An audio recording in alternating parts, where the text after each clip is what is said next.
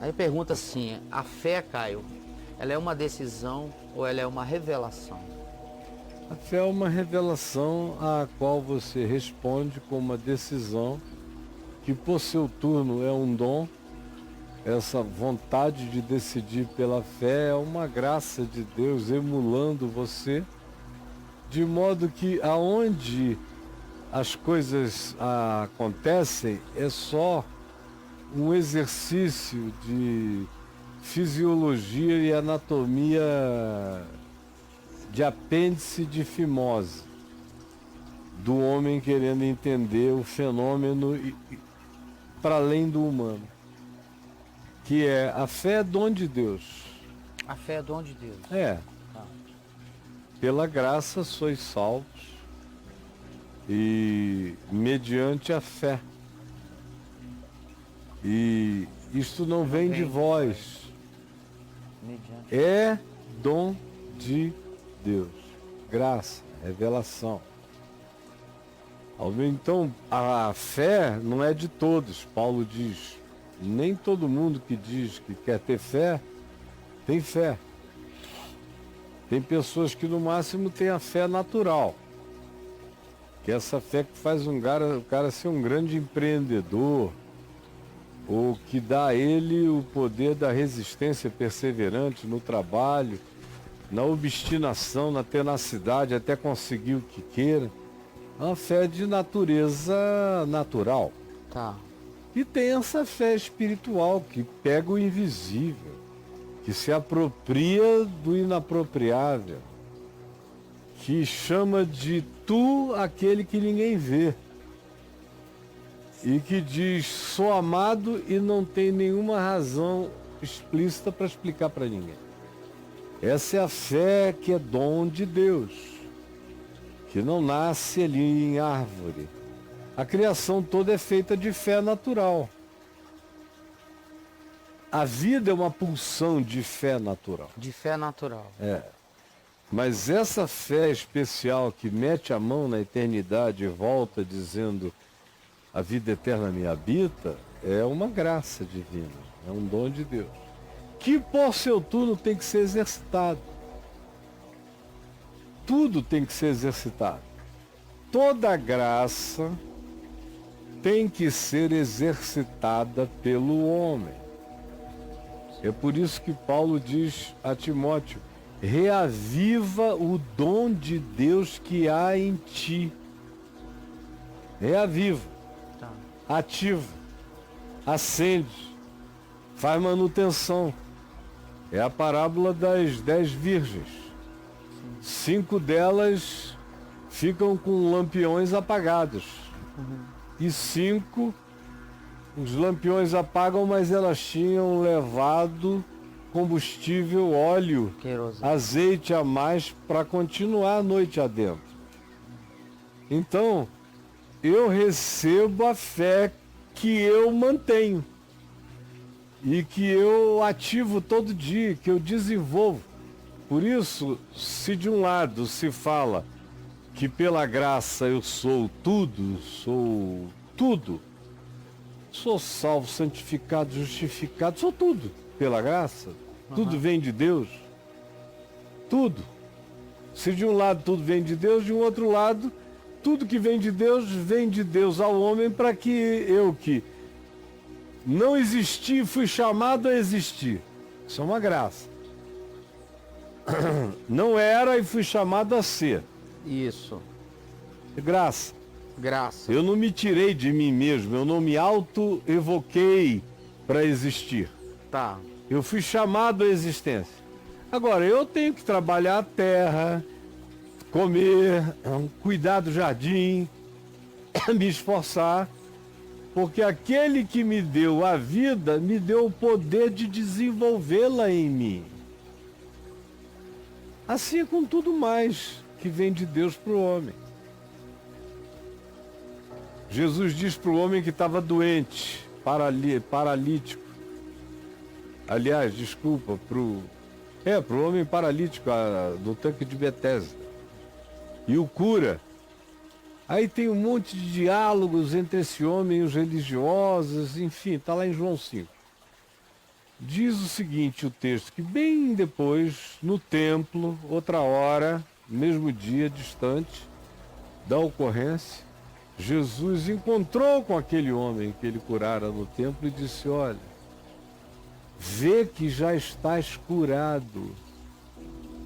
Não peques mais para que não te aconteça coisa pior. Coisa pior. Já estás curado, agora mantém o teu estado. É como a filha de Jairo em Cafarnaum. Sim. 13 anos de idade. Morreu. Jesus foi, ressuscitou a menina, Talita Cumi. E a seguir diz aos pais da menina, deem-na de comer. Porque a menina andava de um lado para o outro, só tinha 13 anos. Está ressuscitada, tá. Agora alimenta, senão morre de novo, tá bom? Recebeu fé? Recebi. Desenvolva-a para que ela não mirre. Como é que eu desenvolvo a minha fé? Pela prática da palavra. Isso. Não há meios de eu desenvolver a minha fé por concentração, seja ela de que natureza seja. A fé se desenvolve em mim pela prática. O evangelho só é aceso, só entra em combustão se eu praticar, se eu obedecer. É a fé que opera pelo amor. Você já notou que todo dia eu digo a mesma coisa? É igual a MC ao quadrado. A fé que opera pelo amor. Então tá aqui. A fé é um dom de Deus? Que me foi dado com todas as capacitações para que eu desenvolva. E desenvolvo como? Pela prática da palavra. Como é que eu pratico a palavra? Mediante a fé, que se faz operar, que se faz atuar, que se faz ativar pelo amor, pela prática do amor, a obediência à palavra por uma fé que ama a palavra como mandamento de vida. Porque o apóstolo João diz na sua primeira epístola, no capítulo 5, no verso 4, ora, os seus mandamentos não são penosos. Não dói, não pesa. Vinde a mim os cansados e sobrecarregados, aprendei de mim, porque eu sou manso e humilde de coração, e achareis descanso para as vossas almas, porque o meu jugo é suave e o meu fardo é leve. Ora, os seus mandamentos não são penosos. E Paulo diz, o amor de Cristo nos constrange. Quando a gente considera a graça e o amor de Deus, surge um constrangimento e a gente decide viver para Ele, obedecê-lo pacificada e alegremente. Não é um mandamento penoso, não é uma ordem para ser observada com obrigatoriedade do medo da sentença. Não. Eu fui conquistado, é a palavra. Eu fui conquistado, eu fui seduzido pelo amor de Deus. A minha reação é a reação do apaixonado, do que ama a graça que o alcançou, o perdão que o recebeu, o que ama a vida, o que foi chamado para ser e é grato pelo dom que Deus lhe deu. Essa gratidão ativa tudo. Gera essa fé que opera pelo amor. Vem da gratidão, do reconhecimento desse emprenhamento da graça em mim. E aí vai ficando completamente desimportante a pergunta original que você fez. Porque tudo vai virando uma coisa só. Do ponto de vista metafísico, a graça é um dom. Do ponto de vista histórico, é um dom que é ativado todo dia pela prática da obediência ao Evangelho, praticado com uma mente que dá razão a Deus e um coração que faz isso com toda alegria, sabendo que aquele mandamento não é uma ordem divina, caprichosa, é um mandamento para preservar minha vida, preservar meu espírito, preservar minha mente, preservar minha psique, me dar o equilíbrio da felicidade possível nesse mundo. Aí quando você chega nesse ponto, nesse nível, O tratado teológico se tornou uma tolice. Você aprendeu muito mais a engenharia existencial da manifestação da graça divina. Você aprendeu muito mais, você aprendeu até mesmo, aprendeu a equação simples dessa operação, mas só vai experimentar a verdade disso, tomando agora o Einstein como exemplo, a fórmula vai ter que esperar um eclipse, vai ter que ter um elemento observável na prática para você constatar que era verdade. Assim, não adianta saber o teorema do Evangelho, é a prática, é a fisicalidade do experimento na vida, o que ativa a palavra, a consciência dela, transforma a equação do Evangelho na prática da vida. E é isso que desenvolve a fé. É isso que faz a fé crescer, é isso que vai dando concreção à fé.